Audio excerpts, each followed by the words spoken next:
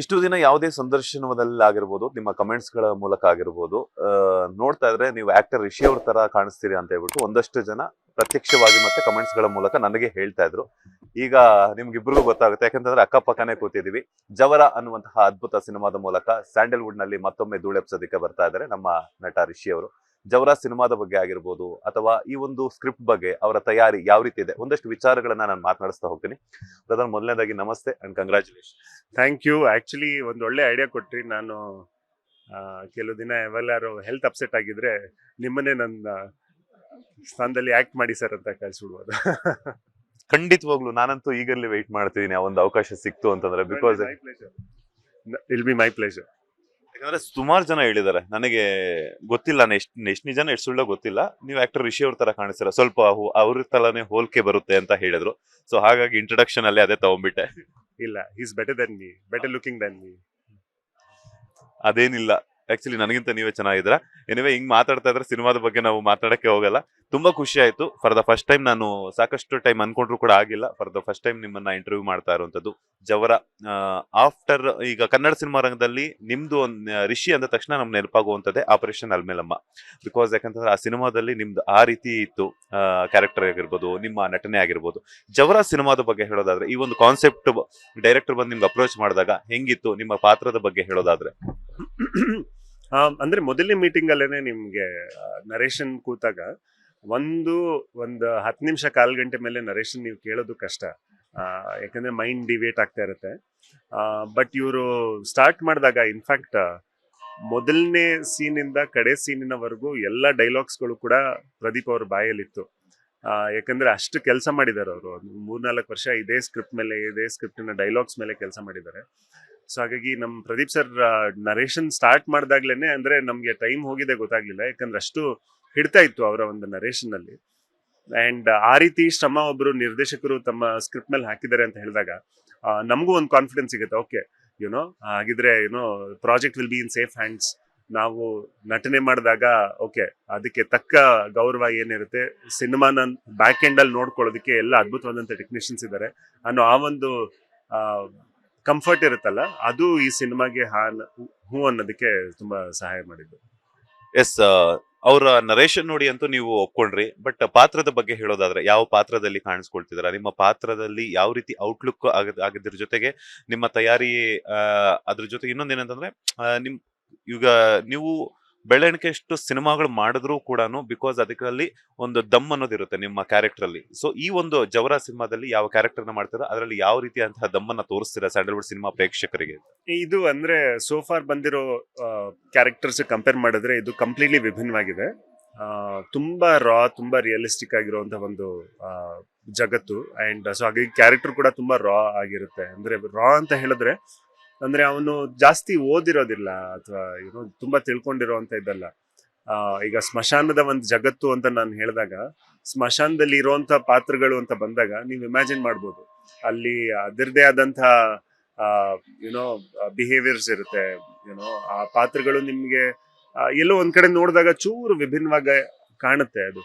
So ಅದು ಯಾಕಂದ್ರೆ ಕಥೆ ಇರೋದೇ ಅಲ್ಲಿ, ಸೊ ಹಾಗಾಗಿ ಆ ರೀತಿ ಕಾಣುತ್ತೆ. ಅಂಡ್ ನಟನಾಗಿ ನನಗೆ ಇದು ಕಂಪ್ಲೀಟ್ಲಿ ಹೊಸ ಜಗತ್ತು. ಸೊ ಅದಕ್ಕೆ ಏನೆಲ್ಲ ತಿಳ್ಕೊಳ್ಬೇಕು ಅಥವಾ ಅಂದ್ರೆ ಕೆಲವೊಂದಿಷ್ಟು ಜನರಿಂದ ನಾವು ಕೂಡ ಮಾಹಿತಿನ ಕಲೆಕ್ಟ್ ಮಾಡಬೇಕು. ಅವ್ರು ಹೇಗೆ ಜೀವಿಸ್ತಾರೆ, ಹೇಗೆ ಬಿಹೇವ್ ಮಾಡ್ತಾರೆ ಅನ್ನುವಂಥದ್ದು, ಆ ತಯಾರಿಗಳು ಕೆಲವೊಂದು ಸ್ವಲ್ಪ ವಿಷಯಗಳು ನಡೀತಾ ಇದೆ. ಸೊ ಅವನ್ನೆಲ್ಲ ತಿಳ್ಕೊಂಡು, ಅಂಡ್ ಪ್ರದೀಪ್ ಅವರು ಆಲ್ರೆಡಿ ಸಾಕಷ್ಟು ಹೋಮ್ ವರ್ಕ್ ರಿಸರ್ಚ್ ಮಾಡಿದ್ದಾರೆ. ಸೊ ಎಲ್ಲ will be like a team work, ಕೂತ್ಕೊಂಡೆಲ್ಲ ಚರ್ಚೆ ಮಾಡಿ ಐ ಥಿಂಕ್ ಪ್ರಾಬ್ಲಿ ಒಂದು ಕ್ಯಾರೆಕ್ಟರ್ನ ಕ್ರಿಯೇಟ್ ಮಾಡ್ತಾ ಹೋಗ್ತೀವಿ. ಎಸ್, ಸ್ಮಶಾನದಲ್ಲಿರುವಂತಹ ಜಗತ್ತಿನ ಬಗ್ಗೆ ನಿಮ್ಮ ಕ್ಯಾರೆಕ್ಟರ್ ಮೂಲಕ ಹೇಳುವಂತಹ ಒಂದು ಪ್ರಯತ್ನ ಅಂತ ಅನ್ಕೊಂಡಿದ್ದೀನಿ ನಾನು. ಸೊ ಅದರ ತಯಾರಿ ಆಗಿರ್ಬೋದು, ಅಲ್ಲಿನ ಈಗ ಒಂದು ಪಾತ್ರವನ್ನ ನಾವು ಮಾಡ್ತಿದೀವಿ ಅಂತಂದಾಗ ನೀವೇ ಹೇಳಿದ್ರಿ, ಆ ಒಂದು ಅದಕ್ಕೆ ಸಂಬಂಧಪಟ್ಟವರ ಒಂದಷ್ಟು ವಿಚಾರಗಳನ್ನ ತಿಳ್ಕೊಬೇಕು ಅಂತ ಹೇಳ್ಬಿಟ್ಟು. ಸೊ ನೀವು ಸ್ಮಶಾನಕ್ಕೆ ಹೋಗಿ ಏನಾದ್ರು ರಿಸರ್ಚ್ ಏನಾದ್ರು ಮಾಡಿ ಬಂದಿದ್ದೀರಾ ಅಂತ? ಇಲ್ಲ, ಅಂದ್ರೆ ಸ್ಮಶಾನಕ್ಕೆ ಈಗ ನಮ್ಮ ಈಗ ಫ್ಯಾಮಿಲಿನಲ್ಲಾಗಿರ್ಲಿ ಅಥವಾ ನಮ್ಮ ರಿಲೇಟಿವ್ಸ್ ನಲ್ಲಾಗಿರ್ಲಿ ಸಾವಾದಾಗ ಸ್ಮಶಾನಕ್ಕೆ ಹೋಗಿರ್ತೀವಲ್ಲ.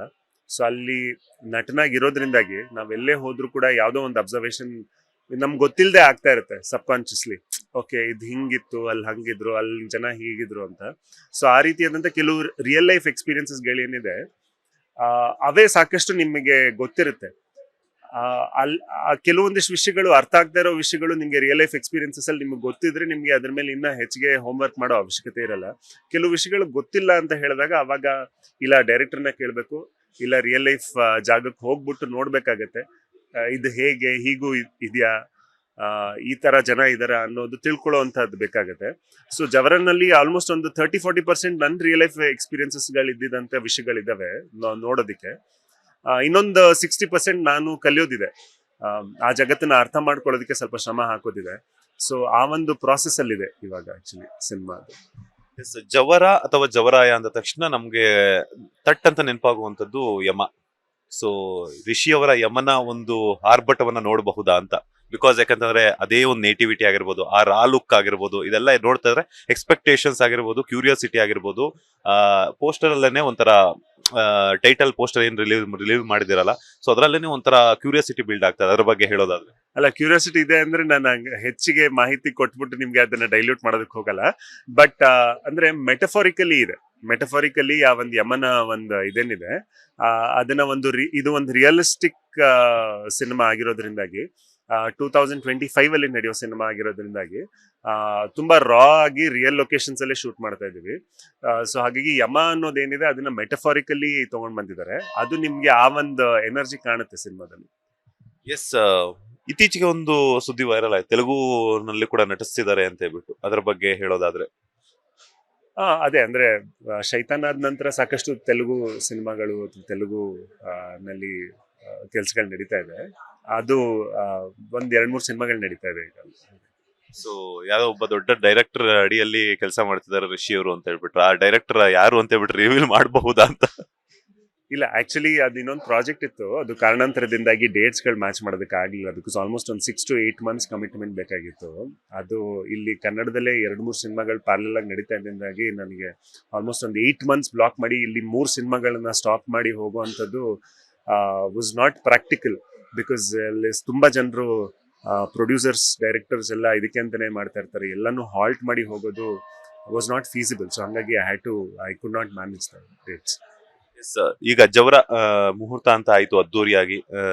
ಶ್ರುತಿ ಅವರಾಗಿರ್ಬೋದು ಅಥವಾ ರಂಗಾಯಣ ರಘು ಸರ್ ಆಗಿರ್ಬೋದು, ದುನಿಯಾ ವಿಜಯ್ ಅವರ ಮಗಳು ರಿತನ್ಯ ಆಗಿರ್ಬೋದು, ಸೊ ಅವರೊಟ್ಟಿಗೆ ಎಲ್ಲಾನು ಸ್ಕ್ರೀನ್ ಶೇರ್ ಮಾಡ್ತಿರುವಂತದ್ದು ಎಷ್ಟು ಖುಷಿ ಕೊಡ್ತಿದೆ. ಅಂಡ್ ಯಾವತ್ತಿಂದ ಸೆಟ್ ಇರುವಂತದ್ದು ಅಂದ್ರೆ ಶೂಟಿಂಗ್ ಎಲ್ಲ ಶುರು ಆಗುವಂತದ್ದು? ಈಗ ಜನವರಿನಲ್ಲಿ ಹೋಗುವಂತ ಒಂದು ಪ್ರಯತ್ನ ನಡೀತಾ ಇದೆ. ಆಲ್ಮೋಸ್ಟ್ ಸ್ಕ್ರಿಪ್ಟ್ ಆಲ್ಮೋಸ್ಟ್ ಲಾಕ್ ಆಗಿದೆ. ಒಂದಿಷ್ಟು ಫೈನ್ ಟ್ಯೂನಿಂಗ್ ಅಂಡ್ ಡೈಲಾಗ್ಸ್ ಗಳು ಫೈನ್ ಟ್ಯೂನಿಂಗ್ ಇದೆಲ್ಲ ನಡೀತಾ ಇದೆ. ಲೊಕೇಶನ್ಸ್ ಕೂಡ ಆಲ್ಮೋಸ್ಟ್ ನೋಡಿದ್ದಾರೆ. ಮ್ಯೂಸಿಕ್ ಕೂಡ ಆಲ್ಮೋಸ್ಟ್ ಮೋರ್ ದೆನ್ 50% ಕಂಪ್ಲೀಟ್ ಆಗಿ ಆಲ್ಮೋಸ್ಟ್ ಫೈನಲ್ ಮಿಕ್ಸಿಂಗ್ ಮಾಸ್ಟರಿಂಗ್ ಹಂತದಲ್ಲಿದೆ. ಸೊ ಹಾಗಾಗಿ ಐ ಥಿಂಕ್ ಸದ್ಯದಲ್ಲೇ ನಾವು ಸೆಟ್ಗೆ ಹೋಗ್ತೀವಿ. ಅಂಡ್ ಒಂದು ತಂಡ ತುಂಬಾ ಸ್ಟ್ರಾಂಗ್ ಆಗಿದೆ. ಕಾಸ್ಟಿಂಗ್ ಪ್ರತಿಯೊಂದು ಕ್ಯಾರೆಕ್ಟರ್ಗೂ ಕೂಡ ತುಂಬಾ ಯೋಚನೆ ಮಾಡಿ ಕಾಸ್ಟ್ ಮಾಡಿರುವಂತದ್ದು ನಮ್ಮ ನಿರ್ದೇಶಕರು. ಸೊ ಹಾಗಾಗಿ ಐ ಥಿಂಕ್ ಓವರ್ ಆಲ್ ಒಂದು ಟೀಮ್ ಸ್ಟ್ರಾಂಗ್ ಆಗಿದೆ ಅಂತ ಹೇಳಿದಾಗ ಆ ಒಂದು ವಿಷನ್ ಅಚೀವ್ ಮಾಡೋದಕ್ಕೆ ಸಹಾಯ ಆಗುತ್ತೆ. So that gives us confidence.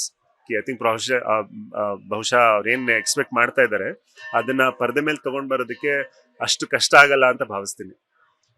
Finally ಕನ್ನಡಿಗರಿಗಾಗಿರ್ಬೋದು, Rishi ಅವರ ಅಭಿಮಾನಿಗಳಿಗಾಗಿರ್ಬೋದು ಏನ್ ಹೇಳ್ತೀರಾ ಅಂತ? ಏನಿಲ್ಲ, ಐ ಮೀನ್ ಕನ್ನಡ ಸಿನಿಮಾಗಳನ್ನ ನೀವು ನೋಡೋದೇ ಆದ್ರೆ ಥಿಯೇಟರ್ ನೋಡಿ. ದಯವಿಟ್ಟು ಹೋಗಿ ನೋಡಿ ಅಂತ ಹೇಳೋದಿಲ್ಲ ನಾನು, ಯಾಕಂದ್ರೆ ನಿಮ್ಗೆ ಇಷ್ಟ ಆದ್ರೆ ಮಾತ್ರ ನೀವು ನೋಡೋದು. ಅದು ಎಲ್ರಿಗೂ ಗೊತ್ತಿರೋವಂಥದ್ದು. ಒಂದ್ ವೇಳೆ ನಿಮ್ಗೆ ಇಷ್ಟ ಆಯ್ತು ಯಾವ್ದಾರು ಸಿನಿಮಾನ ನೋಡ್ತೀನಿ ಅಂತ ನೀವೇನಾದ್ರು ಡಿಸೈಡ್ ಮಾಡಿದ್ರೆ ಥಿಯೇಟ್ರಲ್ಲಿ ನೋಡಿ.